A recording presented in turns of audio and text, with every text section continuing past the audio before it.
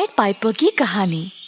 कई साल पहले जर्मनी में था एक छोटा सा नगर हैमलिन नामक। हैमलिन के लोग आपस में खुशी से और शांति से रहा करते थे। वहाँ की फसल भी अच्छी खासी थी और लोग तरक्की में थे। सुबह से शाम तक लोग गाने और मनोरंजन में मग्न रहते थे। परंतु एक दिन सब कुछ बदल गया। शहर में एक बहुत बड़ी मुसीबत छा गई। चूहों की। सारा शहर हजारों चूहों से भर गया। घरों में, विश्रामालयों में, स्कूलों में, हर एक गली में जहाँ देखो सिर्फ चूहे। लोगों को जल्द इस समस्या का हल निकालना था।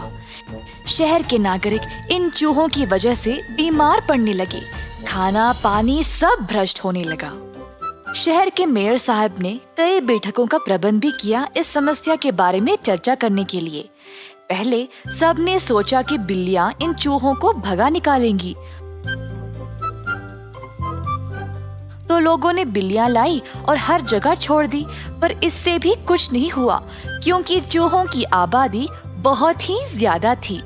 सब लोग परेशान थे और मदद के लिए बेकरार। एक दिन एक अजनबी हैमलिन में आया। उसके पास थी एक बांसुरी।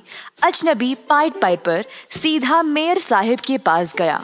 अजनबी ने मेयर से बोला, जर्मनी के हर एक कोने में पता है कि हैमलिन के शहर में चूहों की बहुत बड़ी समस्या हो गई है। मैं आप लोगों को इन चूहों से छुटकारा दिला सकता हूँ, तो मेरा इनाम क्या होगा? एक क्षण के लिए तो मेयर हैरान रह गया कि अचानक से कोई अजनबी उनकी दफ्तर में आकर बोल रहा है कि वह शहर के सारे चूहों को भगा देगा। अगर तुम ये सच में कर दोगे तो तुम्हें 10,000 सोने के सिक्के मिलेंगे इनाम में, बोला मेयर। अजनबी ने रजामंदी में अपना सर हिलाया और बोला, एक दिन के अंदर अंदर हैमलिन में एक चूहा भी नहीं बचेगा। और हाँ, आप अपना वादा ना भूले। ऐसा कहकर पाइड पाइपर वहाँ से चला गया। मेयर पाइड पाइपर की ओर अपनी खिड़की से देखता रहा, उसको शहर के बीचों बीच चलते हुए। फिर अचानक से पाइड पाइपर ने अपनी बांसुरी पर एक अनोखा धुन बजाना शुरू किया।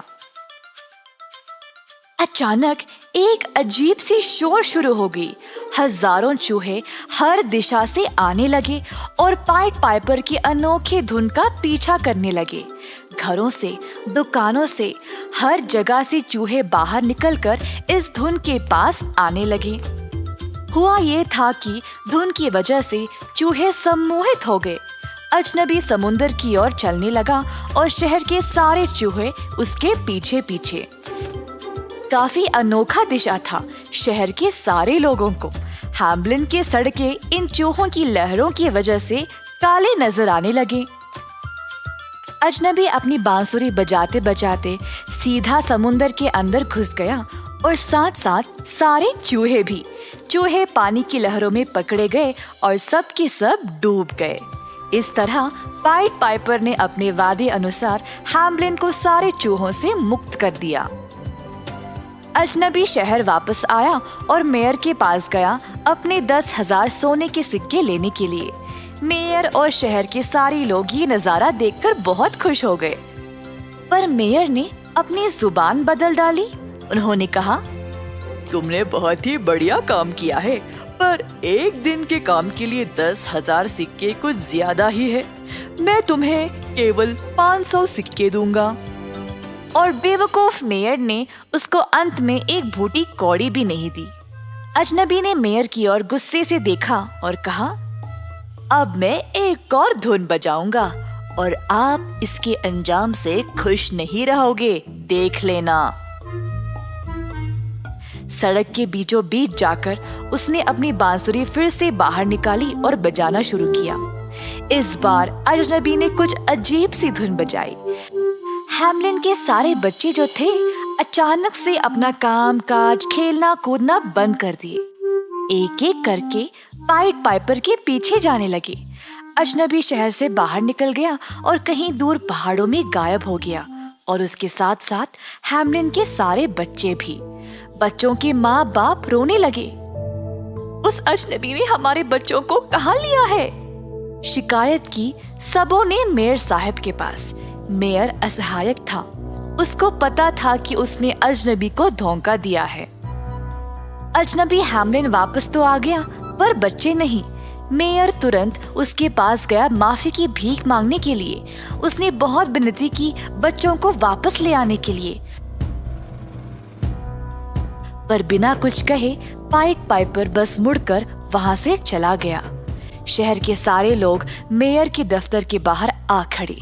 सब ने उन्हीं की ओर उंगली उठाई। हमारे बच्चे कहाँ हैं? मेयर शर्मिंदा होकर बस चुपचाप खड़ा रहा। अब तुमको ही ढूंढना पड़ेगा। हमारे बच्चों को वापस ले आओ। मेयर शहर से भाग गया पहाड़ों की ओर। उसने सालों साल बिताए गायब हुए बच्चों को ढूंढते हुए। इस कहानी से हम ये सीखते हैं कि हमेशा अपने दिए गए वादों को पूरा करें।